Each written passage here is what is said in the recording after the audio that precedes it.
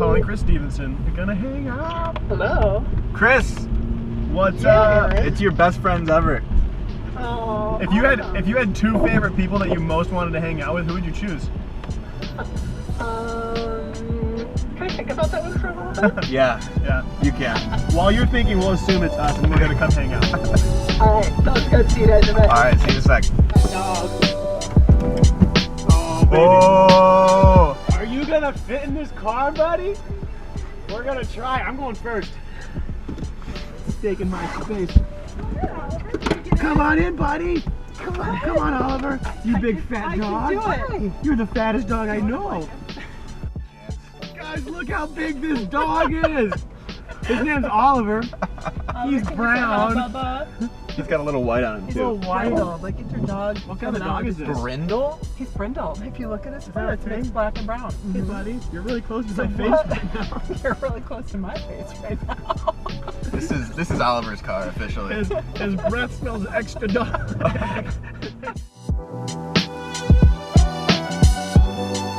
Kris, I would love for you to tell us about yourself. So, I mostly grew up in Hinsdale. Go Devils. Go Devils, except, well, I went to Zion Lutheran School, Cool. which is a little private school, Yeah. through 8th grade. And then I went to Hinsdale Central. So I went from class of 10 Yeah, wow. to, back then, 450. So high school was, I'm a classic good girl. Like, the biggest thing I got in trouble for in high school was staying out too late at an Amy Grant concert. Oh my god. I went to Baker's. How dare you? I know. For I people know. watching, Amy Grant is like a mid-'80s, early '90s Christian musician. Who transitioned very controversially to the pop world.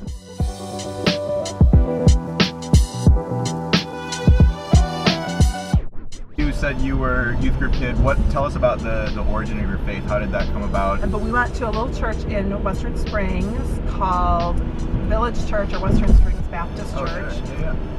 which Billy Graham used to do a radio show from there back in the forever ago.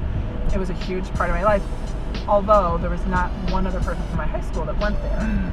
So that was an interesting thing to navigate.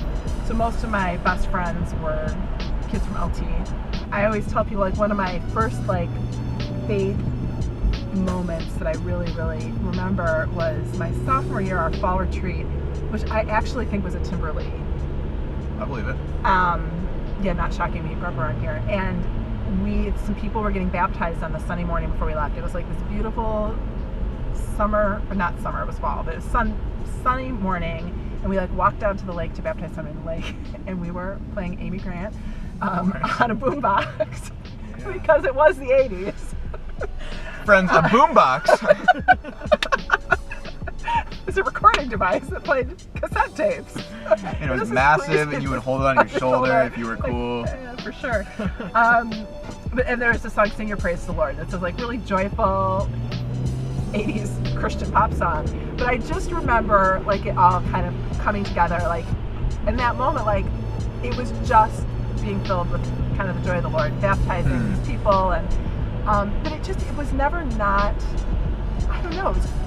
My faith was just never not part of my life, and I always felt because of that, I didn't have a dramatic. I still feel like I don't have a dramatic kind of come to Jesus moment. Yeah.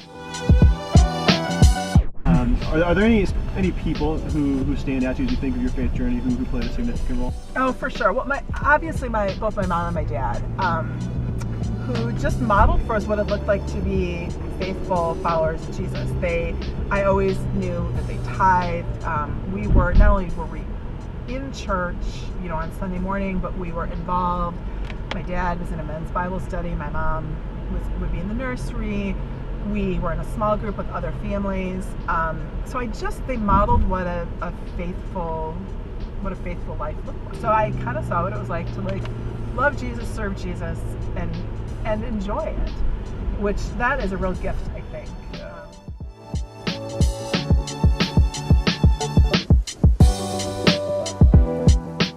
What they're doing. This guy's gonna knock me with his Digger. For people in the video, what do you call that thing? Oh, excavator. Never mind. Excavator. Got it. Once you have kids, don't have Backhoe. Backhoe. Backhoe. I don't don't know if that's true though. I think it's different. might I be think they're different Maybe. equipment. Anyway, look at your- where are the places in your life that you feel closest to God? And that could be periods of your life, or that could be, spiritual practices, habits, things that you cling to where you're saying, this is something that I feel close to God, I feel God's presence. I love reading and books about faith, books about the Bible, books about history. And so those have been really formational for me. There's so many. I think of probably if you asked me like the book I would take to a desert island besides the Bible, I almost always say, well, can it be a box set? Because then it would probably be the Chronicles of Narnia. So The encyclopedias. Yeah, all of them. I'm a huge C.S. Lewis fan. Cool.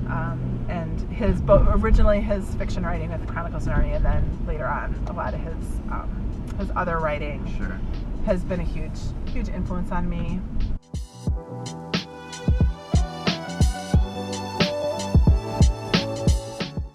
We're gonna go get Oliver a dog treat or a toy so he can be happy. Oliver, how do you feel about that? Oh my gosh, right. He's gonna You pee. said good. I guarantee he's gonna pee on the sidewalk. Oh, great.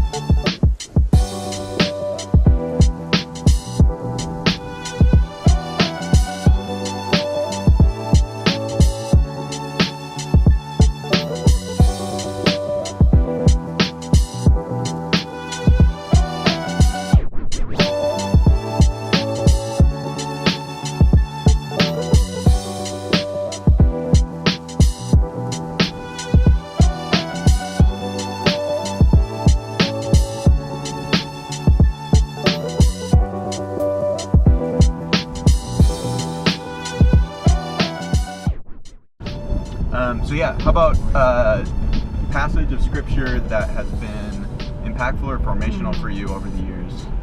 I would go back to one that I've loved for a long time, and I think probably somebody gave it to me on a graduation card, and then it was probably on something from our wedding, and so you guys know a lot of it. So the verse that everybody knows is, or a lot of people know, is Jeremiah 29:11. For I know the plans I have for you, declares the Lord, plans to prosper you and not to harm you, plans to give you hope in the future. Like that, you hear that a lot. And like people who have just graduated, you hear that one. But I love what comes before and after it, because I think it's always good to hear the whole story. Sure. So I like to start in verse 10. This is what the Lord says: when 70 years are completed for Babylon, I will come to you and fulfill my good promise to bring you back to this place. For I know the plans I have for you, declares the Lord, plans to prosper you and not to harm you, plans to give you hope in the future. Then you will call on me and come and pray to me, and I will listen to you. You will seek me and find me when you seek me with all your heart. I will be found by you, declares the Lord, and I will bring you back from captivity. I love the whole package there, because it reminds us that it's a promise of God, but then it has a response, and it's kind of cool because people sometimes quote that and are like, oh, things are going to be so awesome, Right. and like he was like writing this to people who had been in captivity and were going to still be there for a while. Right. So he was like giving them kind of that future hope, and so that's one of my faves. Cool. Yeah. And then one challenge for students. I think that idea of faithfulness. I think I was so fortunate to have adults that showed me what that looked like. Not perfection, but faithfulness. And at different times in your life, you may be less faithful. And there may be times, like I would definitely, if I were really honest, say that in college, I don't believe I ever lost my faith, but I perhaps lost some of my faithfulness Sure. in pursuing God. And so I encourage people to, anybody to kind of stick with that. And, Yeah. And whatever that looks like for you, if that's a rhythm of prayer, if it's a rhythm of Bible study, if it's something as simple as saying, I'm blocking out Sunday mornings and Wednesday nights because I need to be around people who encourage me, regardless of what's going on in my life. I think that faithfulness has, so that's God's plan for us. And then I think faithfulness, again, when you get to those times of temptation or tragedy or hardship or whatever, you don't want to be operating out of a place of emptiness. And I think faithfulness kind of helps fill that. Yeah. So faithfulness isn't always real glamorous. Yeah. But that's okay. Yeah. Yeah. It's like for athletes or musicians, it's that routine that of practice and diet or whatever that you keep in, that that's what you draw on then when you are in the heat of competition or performance or whatever it might be. Yeah. That's really good. All right, guys. That was fun. Thanks for doing that.